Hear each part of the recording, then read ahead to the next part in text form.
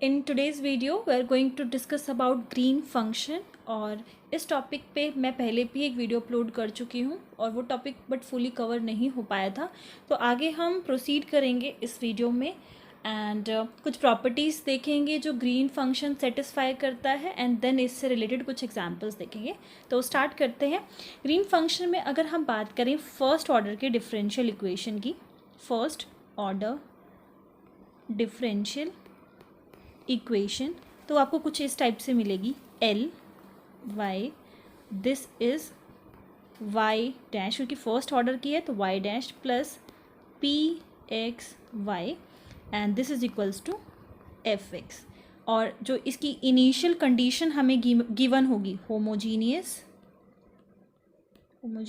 Initial condition, वो कुछ इस टाइप से होगी वाई ऑफ ए, मतलब ए पर दिस विल गिव 0। ओके, तो यहाँ पर जो ए के लिए कंडीशन है, A is less than x. मैं आपको बता दूँ, ये जो हम एल का इस्तेमाल यहाँ पर कर रहे हैं, ये एक तरीके से ऑपरेटर है हमारा। और ये जो डिफरेंशियल इक्वेशन है उसकी इसका जो सोल्यूशन है वो आपको कुछ इस फॉर्म में मिलेगा, y is equals to, of course solution हमारा किस फॉर्म में होगा, y इज इक्वल्स टू के फॉर्म में। ओके, अगर मैं यहाँ पे u डैश करके लिख रही होती तो वो u इज इक्वल्स टू होता, तो मैं यहाँ पर ले रही हूँ y और इसका सोल्यूशन हमें मिलेगा, this will be integrated from a to infinity g x xi f xi and d xi। Okay, so यहाँ पर जो आप ये g देख रहे हो, यही हमारा क्या होता है, ग्रीन फंक्शन।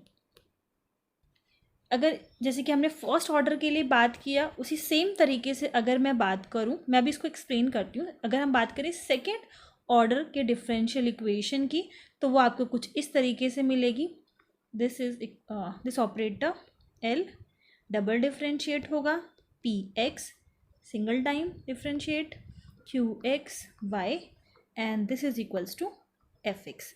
यहाँ पर जो x की वैल्यू है ये हमारी a से ग्रेटर होगी, b से लेस होगी।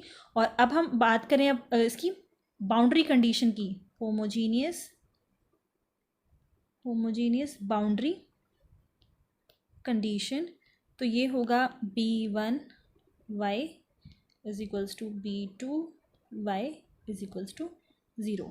जो सॉल्यूशन की अब फॉर्म होगी वो आपको इस तरीके से मिलेगी, y इज इक्वल्स टू, अब a टू b होगा यहाँ पर और ग्रीन फंक्शन हमारा x xi और f function f xi and d xi। Okay, तो आप इसको अभी बस ध्यान रखिए, क्योंकि ऐसी फॉर्म जब आपको मिलेगी तो आपको कंफ्यूज नहीं होना है। पहले वाले फॉर्म में क्या है, क्योंकि फर्स्ट ऑर्डर है तो फर्स्ट टाइम बस एक ही बार डिफरेंशिएट किया गया है, और जो सॉल्यूशन की फॉर्म है वो इस तरीके से रहेगी। ठीक है, सेकेंड ऑर्डर में डिफरेंस ये देख लीजिए कि इंटीग्रेशन की लिमिट्स क्या क्या है, और सेकेंड ऑर्डर में इस तरीके से मिलेगा a टू b जो जा रहा है। ओके, अब अगर हम बात करें कि क्या ग्रीन फंक्शन हमेशा एग्जिस्ट करता है या फिर क्या ये पॉसिबल है हमेशा ही आप ग्रीन फंक्शन जो है वो कंस्ट्रक्ट कर लो, तो यहाँ पर इस चीज़ का आंसर है नो, हमेशा ग्रीन फंक्शन एग्जिस्ट नहीं करता। ये मे और मे नॉट बी का केस है, मे और मे नॉट बी। तो हमें पता कैसे चलेगा कि ग्रीन फंक्शन एग्जिस्ट कर भी रहा है या नहीं, उसके लिए आपको क्या करना होता है, अगर हमें ट्राइवियल सॉल्यूशन मिल जाए, ट्राइवियल सॉल्यूशन, सो ये हमेशा यही इम्प्लाई करेगा कि ग्रीन फंक्शन को कंस्ट्रक्ट किया जा सकता है या फिर ग्रीन फंक्शन एग्जिस्ट करेगा। अभी तक मैंने जो आपको बताया ये आपको आइडिया इसलिए होना ज़रूरी है क्योंकि ये फॉर्म है ग्रीन फंक्शन की। ठीक है, फर्स्ट ऑर्डर में किस तरीके से लिखा जाता है, कैसे इसकी इनिशियल कंडीशन होती है, सेकंड ऑर्डर में कैसे लिखते हैं, फिर सॉल्यूशन की फॉर्म किस तरीके से होती है। अब यहाँ से हम कुछ प्रॉपर्टीज़ के बारे में बात करेंगे। पहले मैंने स्टार्ट किया है ये मैंने आपको बताया है कि कौन से केस में ग्रीन फंक्शन एग्जिस्ट करेगा, कौन से केस में नहीं करेगा। तो ट्राइवियल सॉल्यूशन जब भी रहेगा ग्रीन फंक्शन एग्जिस्ट होगा, that means y x is equals to 0 पे हमेशा आपको ये एक सॉल्यूशन है जो हमारा ट्राइवियल सॉल्यूशन है, इस पे हमेशा आपका ग्रीन फंक्शन एग्जिस्ट करेगा। मतलब जब आपकी कांस्टेंट जो है वो 0 हो जाए तब ग्रीन फंक्शन एग्जिस्ट होगा। इसको मैं एक एग्जाम्पल की हेल्प से आपको समझाती हूँ। हमें एक सेकेंड ऑर्डर की डिफरेंशियल इक्वेशन गिवन है, स्क्वायर इज इक्वल्स टू 0, और यहाँ पर जो हमें कंडीशन गिवन है वो है L इज इक्वल्स टू 0। तो आप क्या करो, इसकी ऑक्सिलरी इक्वेशन बना लो, यू विल गेट दिस, मतलब m square is equals to 0, और जो वैल्यू आपको मिल रही है दैट इज 0 0। रूट्स कैसे हैं ये, रियल एंड इक्वल। तो इस केस में जो आपका कॉम्प्लीमेंट्री फंक्शन होगा वो किस टाइप से होगा, ये हो जाएगा आपके पास c1 c2 x and e to the power जो रूट होता है वो हम यहाँ पर लिखते हैं, which implies c1 plus c2 x। ये हो गया इसका कॉम्प्लीमेंट्री फंक्शन। पर्टिकुलर इंटीग्रल होगा नहीं क्योंकि RHS जो है वो आपका 0 है।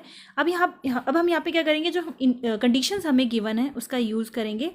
तो ये हो जाएगा, जब आप 0 वैल्यू पुट करोगे तो c1 किसके बराबर है, 0 के बराबर, तो कांस्टेंट की वैल्यू क्या मिल गई, 0। इसी तरीके से जब हम इसमें L पुट करेंगे तो c1 की वैल्यू ऑलरेडी 0 हो चुकी है, तो यहाँ पर आ जाएगा x की जगह पर L, या फिर मैं ऐसे लिख देती हूँ एक बार, ये हो जाएगा L, c1 की वैल्यू पुट करी 0, दिस इज c2L, ये किसके बराबर है, 0 के बराबर। तो यहाँ से आपको क्या मिल जाएगा, c2 is equals to 0। L आपका 0 के बराबर नहीं होता, ठीक है। तो आपने देखा कि c1 c2 जो है दोनों ही 0 मिल रहे हैं, दैट इम्प्लाइज कि जो आपका सॉल्यूशन है वो कैसा है, ट्राइवियल सॉल्यूशन है, ओके। तो ट्राइवियल सॉल्यूशन है होने पर हमेशा ग्रीन फंक्शन जो है वो एग्जिस्ट करता है, and this is what I meant जब मैंने ये बोला कि कांस्टेंट जो है वो 0 हो जाएंगे, ठीक है। तो जब सॉल्यूशन आपका ट्राइवियल होगा, ग्रीन फंक्शन एग्जिस्ट करेगा। तो ग्रीन फंक्शन के बारे में जो बातें हमें पता होनी चाहिए, सबसे पहली चीज़, ग्रीन फंक्शन जो है वो हमेशा कॉन्टिन्यूअस होता है, ठीक है। It is this function is always continuous in its domain, ठीक है। तो यहाँ पर फर्स्ट, ग्रीन फंक्शन हमेशा कॉन्टिन्यूअस होता है। अब अगर हम ये बोलें कि इसका जो जी डैश है, ठीक है, इसका जो जी डैश है क्या वो कॉन्टिन्यूअस होगा, तो ये कभी भी कॉन्टिन्यूअस नहीं होता, इट इज़ नॉट कॉन्टिन्यूअस। क्योंकि ये कॉन्टिन्यूअस नहीं है that means it is discontinuous. और किस टाइप की डिसकॉन्टिन्यूटी इसमें देखने के लिए मिलती है, that is jump discontinuity, okay. Second thing is कि ग्रीन फंक्शन जो है वो हमेशा सिमेट्रिक रहता है। सिमेट्रिक होने का ये मतलब है कि if it is x xi, so you can write it as xi x, ठीक है। तो ग्रीन फंक्शन हमेशा कैसा होता है, सिमेट्रिक। अभी हमने ये बोला कि जो हमारा ग्रीन फंक्शन है वो कॉन्टिन्यूअस है, तो कॉन्टिन्यूअस होने का ये मतलब होता है कि लिमिट एग्जिस्ट करेगी, ओके। आप जिस भी पॉइंट पर उसकी कॉन्टिन्यूटी की बात कर रहे हो, एज आई सेड कि वो अपने एंटायर डोमेन में कॉन्टिन्यूअस रहता है, फिर भी आप जिस भी पॉइंट पर उसकी कॉन्टिन्यूटी की बात कर रहे हो हमेशा क्या करेगा, उस पर लिमिट एग्जिस्ट करेगा। तो हम इस चीज़ को कैसे लिखते हैं कि जी लिख दिया मैंने, और हम इसकी कॉन्टिन्यूटी की बात किसी पॉइंट ए पर कर रहे हैं, तो ये हो गया A plus this is equals to, ये आपका हो जाएगा LHL, ठीक है, राइट हैंड लिमिट और left hand limit.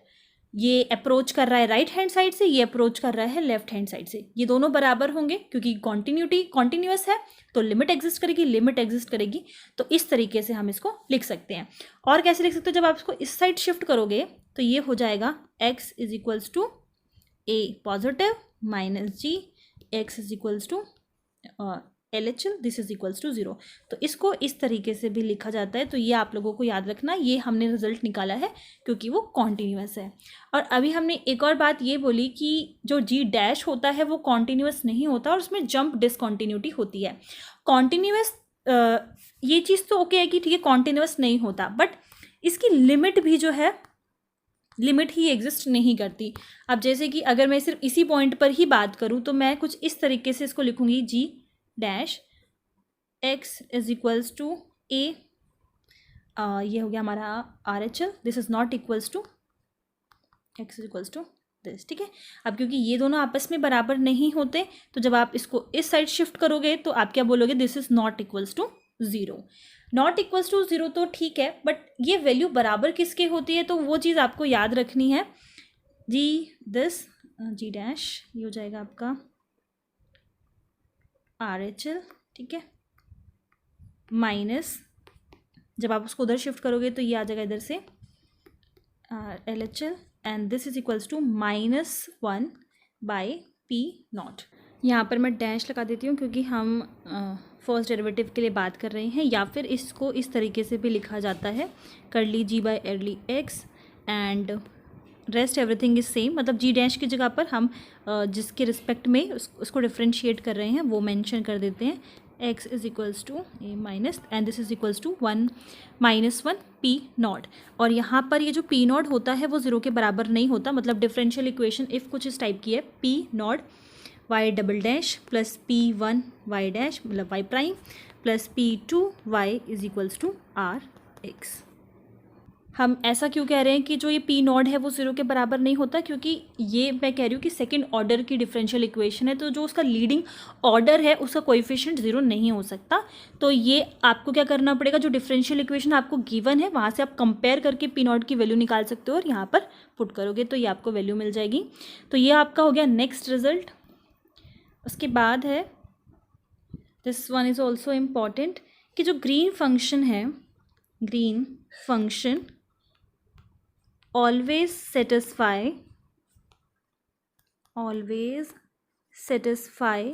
its boundary condition। और किस तरीके से वो मैं अभी एक एग्जाम्पल की हेल्प से आप लोगों को समझाती हूँ। तो ग्रीन फंक्शन हमेशा बाउंड्री कंडीशंस को सेटिस्फाई करता है। एक एग्जाम्पल की हेल्प से समझते हैं कि आपको कंस्ट्रक्ट किस तरीके से करना है। So how to construct green function. जो क्वेश्चन मैं अभी डिस्कस करने वाली हूँ वैसा एक सिमिलर क्वेश्चन CSIR में आ चुका है, तो पहले मैं ये एक्सप्लेन करूँगी आपको सो दैट आपको जो मेन क्वेश्चन है उसको समझने में आसानी होगी। तो कंस्ट्रक्शन किस तरीके से की जाती है, जो मैंने स्टार्टिंग में क्वेश्चन लिया था मैं उसी को आगे एक्सप्लेन कर देती हूँ। जैसे कि हमारे पास डिफरेंशियल इक्वेशन कुछ इस तरीके से गिवन थी। ओके, सो यहाँ पर ले लेते हैं 0 और मैंने CF बनाया था। CF was C1 plus C2x और e to the power 0x था, वो 1 हो गया था, तो हम एज इट इज़ को रहने देते हैं। और जो कंडीशन ली थी वो ये थी y 0 पर और l पर हमें 0 देगा। तो इस केस में मैंने आपको बताया था कि किस तरीके से ट्राइवल सॉल्यूशन हमें मिल रहा है और ग्रीन फंक्शन जो है वो एग्जिस्ट कर रहा है। तो कंस्ट्रक्शन कुछ इस टाइप से की जाएगी।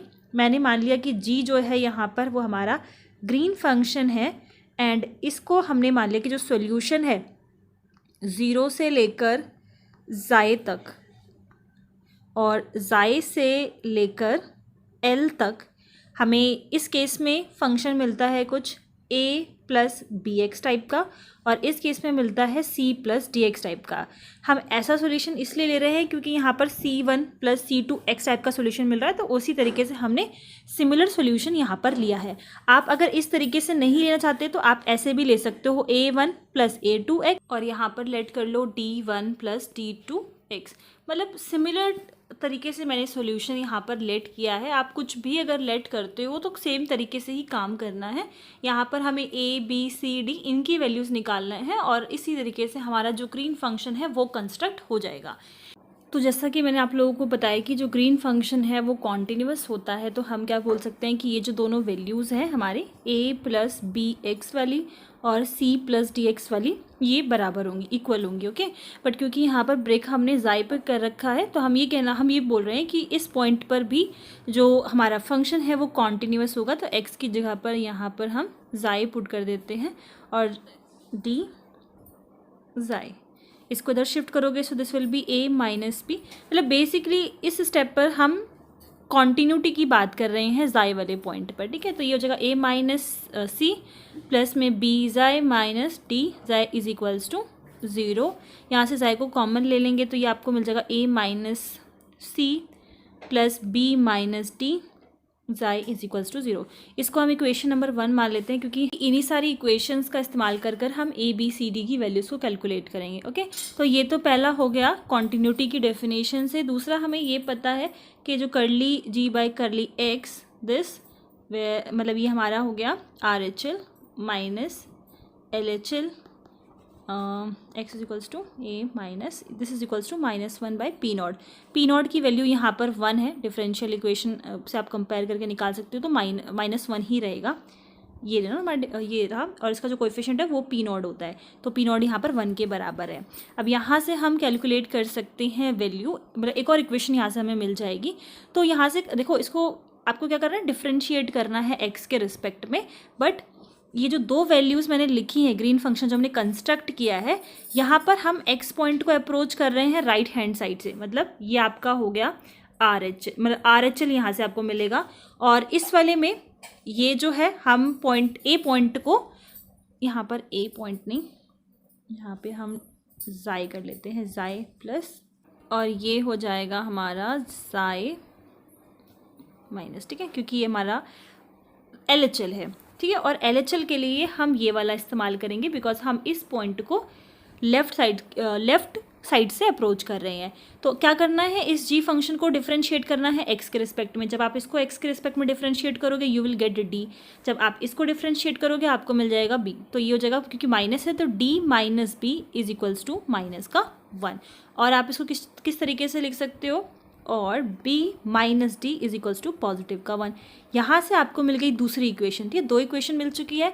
जब आप यहाँ पर b माइनस डी पुट करोगे तो ये मतलब वैल्यू पुट करोगे तो ये हो जाएगा 1, और यहाँ से आपको क्या मिल रहा है, a minus C plus xi is equals to 0, value put करने में फ्रॉम 1। उसके बाद अब हम नेक्स्ट जो इसकी प्रॉपर्टी है उसका इस्तेमाल करते हैं। प्रॉपर्टी हमारे पास बाउंड्री कंडीशन की अभी मैंने बताई आप लोगों को, कि जो बाउंड्री कंडीशन, तो जो ग्रीन फंक्शन होते हैं वो अपनी बाउंड्री कंडीशंस को सेटिस्फाई करते हैं, और इसमें हमें गिवन है बाउंड्री कंडीशन y0 yl, इस पे 0 वैल्यू आती है।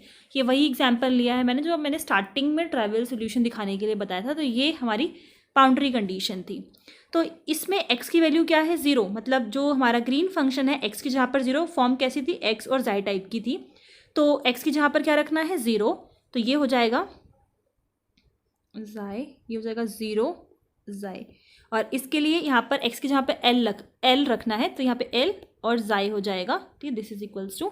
अब पहले जो हमारा फंक्शन है उसी में चले जाते हैं। फंक्शन में ये है a plus b x, okay. अब आप ये देखिए कि जो ये 0 टू जाई हो गया और l जाई टू l वाला हो गया, तो जब हम 0 टू जाई की बात कर रहे हैं तो पहले वाले की बात करेंगे, और जाई टू एल वाले के लिए नीचे की बात करेंगे। तो दोनों में क्या करना है, x की वैल्यू को 0 पुट करना है। जब आप इसमें x की वैल्यू को 0 पुट करोगे तो आपके पास a मिल जाएगा। इसमें जब हम x की वैल्यू को पुट करेंगे तो हमें x की वैल्यू 0 पुट करेंगे तो हमें c मिल जाएगा। तो यहाँ पर ये आ गया, सॉरी 0 नहीं पुट करना, l पुट करना है। तो पहले वाले में तो जब हमने x की जगह पर 0 पुट किया था तो हमें मिला था a, ओके, और ये किसके बराबर है, 0 के बराबर है। दूसरे वाले में हमें x की जगह पर l पुट करना है, इसकी जगह पर ये जो x है यहाँ पर हमें l पुट करना है, तो ये हो जाएगा c plus d L, c plus d L, और ये भी किसके बराबर है, ये भी 0 के बराबर है। तो आप यहाँ से देखोगे a की वैल्यू आपको क्या मिल गई, 0।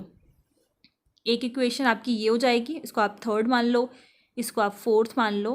a की वैल्यू यहाँ पर हो गई 0, तो हम इसकी वैल्यू कहाँ पर पुट कर सकते हैं, यहाँ अगर आप a की वैल्यू 0 पुट करोगे तो यहाँ से हम c की वैल्यू को कैलकुलेट कर सकते हैं। जब a की वैल्यू 0 है तो c की वैल्यू यहाँ से हमें मिल गई जाई, a की वैल्यू मिल गई हमें 0। अब हमें चाहिए b और d की वैल्यू। जब हमें c की वैल्यू पता है तो हम यहाँ पे पुट कर सकते हैं, तो xi plus d l is equals to 0, तो ये हमें हेल्प करेगा d की वैल्यू निकालने में। So d is equals to minus xi by l, ठीक है, d की वैल्यू भी मिल गई। अब बची b की वैल्यू हम पुट कर सकते हैं इस जो इक्वेशन हमारे पास है पहले से यहाँ पर। तो b माइनस d की वैल्यू क्या आई है हमारे पास, माइनस जाई बाय एल, तो ये हो जाएगा plus xi by l is equals to 0, okay, sorry 1, this is 1। b की वैल्यू यहाँ से कैलकुलेट कर लेते हैं, so this will be 1 minus xi by l, ठीक है। तो हमें a b c d सबकी वैल्यूज़ मिल चुकी हैं। अब हम क्या करेंगे, जो हमारा ग्रीन फंक्शन है इसमें हम पुट कर देंगे, ठीक है। तो जो हमारा फर्स्ट है वो बन जाएगा, a की वैल्यू पुट करेंगे तो a की वैल्यू थी 0 एंड b की वैल्यू हमारे पास थी 1 minus xi by L, okay. And यहाँ पर आ जाएगा x। c की वैल्यू हमारे पास थी ज़ाई प्लस d की वैल्यू हमारे पास थी माइनस आ जाएगा minus xi by l and x। तो ये हमें मिल गया हमारा ग्रीन फंक्शन जब आप इसमें वैल्यूज़ को पुट करोगे। तो इस तरीके से हम कंस्ट्रक्ट करते हैं ग्रीन फंक्शन, जिस टाइप से आपका जो कॉम्प्लीमेंट्री फंक्शन बेसिकली जो आपका सॉल्यूशन होता है, यहाँ पर सी एफ क्या है, ये हमारा सॉल्यूशन है, क्योंकि पर्टिकुलर इंटीग्रल तो इस केस में कैलकुलेट किया नहीं जाएगा। सॉल्यूशन आपको प्योरली कॉम्प्लीमेंट्री फंक्शन से ही मिलेगा। तो हमारी जो कंस्ट्रक्शन होगी ग्रीन फंक्शन की वो आपको इसी तरीके से करनी है। फिर जो भी आप a b c d values उसमें इस्तेमाल कर रहे हो उनकी वैल्यूज़ को कैलकुलेट करके हम इसमें पुट कर देंगे। ये जो क्वेश्चन है वो दिसंबर 2012 में आया था और डिफरेंशियल इक्वेशन जो हमें गिवन थी डी वाई का डिफरेंशिएट एक्स के रिस्पेक्ट में ट्वाइस टाइम, ये एफ एक्स बिलोंग कर रहा है हमारा 0 1 से, और जो हमें कंडीशन गिवन है y 0 पे और 1 पर 0 वैल्यू दे रहा है। सॉल्यूशन जो है y x is equals to 0 to 1, और ये हो जाएगा g x xi and f xi. ये मैं आपको जब मैंने आपको इक्वेशन बताई थी तब भी बताया था कि फॉर्म जो होती है सॉल्यूशन की वो कुछ इस टाइप से होती है, ठीक है। और ये हमें कंडीशंस, ये हमें कंडीशन दी हुई है, ये हमें इक्वेशन दी हुई है, और हमें कंस्ट्रक्शन करनी है ग्रीन फंक्शन की, ओके। और आपको ऑप्शंस में एक्चुअली इसमें गिवन थे कि कौन कौन सा ग्रीन फंक्शन पॉसिबल है। तो मैं आपको बताती हूँ किस तरीके से सॉल्व करना है। तो ये जो इक्वेशन हमें गिवन है, यहाँ से आप ऑक्सिलरी इक्वेशन बनाओगे, d square is equals to 0, which is auxiliary equation बन जाएगी m square is equals to 0, आपको रूट मिल जाएंगे 0 0। तो जो कॉम्प्लीमेंट्री फंक्शन लास्ट केस में बना था वही बनेगा c1 प्लस c2x, और जो कंडीशन है वो भी बिल्कुल सेम है। इसीलिए मैंने कहा कि जो मैंने फर्स्ट क्वेश्चन डिस्कस किया वो बिल्कुल सिमिलर ही था, इसलिए मैं अब उतना डिटेल में एक्सप्लेन नहीं कर रही हूँ। तो कॉम्प्लीमेंट्री फंक्शन जो ये हमें मिला वहाँ से यही इम्प्लाई हो जाएगा कि c1 c2 दोनों 0 आएंगे, और इसका मतलब ग्रीन फंक्शन जो है वो एग्जिस्ट कर रहा है। ट्राइवियल सोल्यूशन इस केस में हमें मिलेगा। अब हम कंस्ट्रक्शन देख लेते हैं। कंस्ट्रक्शन जो हमने की G X T this is equals to, ये हमने ले लिया a1x प्लस a2 मान लेते हैं इसको, अब b1x प्लस b2, और क्योंकि अब हमें यहाँ पे 0 to 1 गिवन है, उसमें मैंने 0 to l लिया हुआ था अपना इंटरवल, मतलब जहाँ से भी x बिलोंग कर रहा है, तो मैंने t पर इसको ब्रेक कर दिया 0 to x t, और यहाँ से t से 1 तक, ठीक है। और पहला इक्वेशन तो आपको वही कॉन्टिन्यूटी से मिल जाएगा, दोनों बराबर रहेंगे किस पॉइंट पर, t पर। तो ये हो जाएगा आपका a1t plus a2 is equals to b1t plus b2, and from here you will get b1 minus a1, common ले लिया है, मतलब t को मैंने कॉमन लेकर ऐसे लिख दिया, b2 minus a2 is equals to 0, okay. So इसको पहली इक्वेशन मान लो। दूसरी इक्वेशन हम निकालेंगे करली जी बाई करली एक्स, यहाँ पर ये अप्रोच कर रहा है राइट हैंड साइड से, देन यहाँ पे एक्स जो है ये अप्रोच कर रहा है, ए मैं बार बार लिख रही हूँ बट यहाँ पे पॉइंट अब टी है, लास्ट वाले में ज़ाय था, तो यहाँ पर टी RHL और LHL this is equals to -1। Again यहाँ पर जो पी नॉट की वैल्यू है वो 1 है, इसलिए यहाँ पे -1 कर ले रहे हैं। जब डिफ्रेंशिएट करेंगे एक बार आप देख लो, जब आप राइट हैंड साइड से कर रहे हो तो ये वाला फंक्शन आप कंसिडर करोगे, डिफ्रेंशिएट करने पर आपको मिलेगा सिर्फ b1, rest everything will be 0। यहाँ से जब आप डिफ्रेंशिएट करोगे, मतलब लेफ्ट साइड से अप्रोच कर रहे हो, इस फंक्शन का करोगे तो माइनस का a1 this is equals to -1, ये आपको मिल गई सेकेंड इक्वेशन, ओके। सो b1 माइनस a1 ये रहा, ये वाला पोर्शन, ये हो जाएगा -1 मिलेगी इसकी वैल्यू, तो ये हो जाएगा -t, और आप उधर शिफ्ट करोगे तो यहाँ से आप जो वैल्यू कैलकुलेट कर सकते हो वो हो जाएगा पॉजिटिव का 1, ओके, ठीक है। 2 इक्वेशन मिल गई, और बाकी की 2 हम कहाँ से निकाल सकते हैं, उसकी कंडीशन से निकाल सकते हैं। तो कंडीशन यहाँ पर y of 0 y of l is equals to, यहाँ पर मैंने कंडीशन क्या बोली 0, ओके, ठीक है। तो यहाँ से ये हो जाएगा आपका x की जगह पर 0 एंड t, यहाँ से हो जाएगा x की जगह पर l एंड t। तो वापस से आ जाइए, जो कंस्ट्रक्शन आपने की थी पहले में, आप x की जगह पर 0 पुट करोगे तो a2 मिलेगा, यहाँ पर जब आप पुट करोगे तो b1 l plus B2 will be as it is. अब आप इक्वेट कर दो उसको 0 से। जब आप इक्वेट करोगे तो A2 की वैल्यू मिल गई यहाँ पर 0। I am rewriting all four equation. First was B1 minus A1 t plus B2 minus A2 is equals to 0। Second was B1 minus A1 is equals to -1. Third was A2 is equals to 0. And last was B1 plus B2 is equals to 0. तो A2 की value तो यहाँ से मिल गई। B1 minus A1 इसके जहाँ पे हम माइनस पुट कर सकते हैं, so this will be minus t. तो B2 minus A2 is equals to positive t हो जाएगा, क्योंकि माइनस था उधर शिफ्ट होगा, पॉजिटिव का टी हो जाएगा। ओके तो ये हो जाएगा A2 की वैल्यू 0 है, तो यहाँ से हमें मिल जाएगा B2 is equals to t. तो वैल्यूज़ मिल गई। देन B2 की वैल्यू हम यहाँ पर पुट कर सकते हैं, तो B1 की वैल्यू हमें मिल गई माइनस टी। 3 वैल्यूज़ मिल गई। देन हम यहाँ पे पुट कर देंगे, ये हो जाएगा माइनस टी है उधर शिफ्ट करेंगे, so minus A1 is equals to T minus 1, और we can write it as A1 is equals to 1 minus T. इन सारी वैल्यूज़ को जब हम अपने फंक्शन g इसमें पुट करेंगे, सो ये हो जाएगा A1 की वैल्यू है 1 माइनस टी एक्स, और A2 की वैल्यू थी 0। नेक्स्ट वन वॉज B1, तो B1 की वैल्यू पर देख लेते हैं क्या है। B1 की वैल्यू है माइनस टी एक्स, प्लस में B2 की वैल्यू क्या थी, B2 की वैल्यू है पॉजिटिव का t। ओके तो इसको आप कैसे, और कंडीशन वही सेम है, कंडीशन भी मैं दोबारा से लिख देती हूँ। ये था हमारा 0 और t के बीच में, ये था हमारा t से 1 के बीच में। ओके तो इसको अब हम कैसे लिख सकते हैं, और you can write it as x1 minus t. यहाँ से आप t कॉमन ले लो, ये हो जाएगा 1 माइनस का x। ये हमारा फंक्शन आ गया, ठीक है, ग्रीन फंक्शन। अब आपको याद होगा मैंने कहा था कि सिमेट्रिक होता है हमारा ग्रीन फंक्शन।